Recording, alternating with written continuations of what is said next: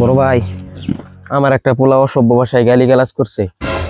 তোর একটা আমার মতো বড় ভাই থাকতে তোরে গালাগালি করলো? এটাই তো আমি কইতাছি, ওর চাপার যদি হাত দিয়ে আজকে না ভাঙছো, তুমি আজকে আমার তো বড় ভাই না। এইটা কি জানোস?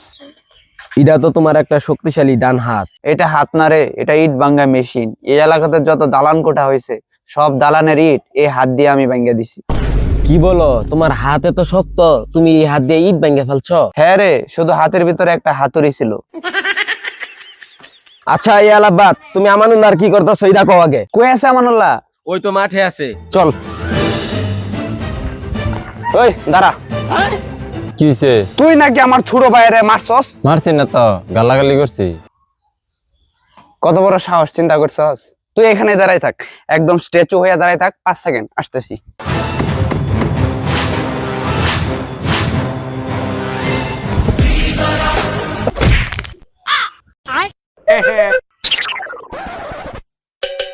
তুই কি দিয়া দাঁত মারাস রে?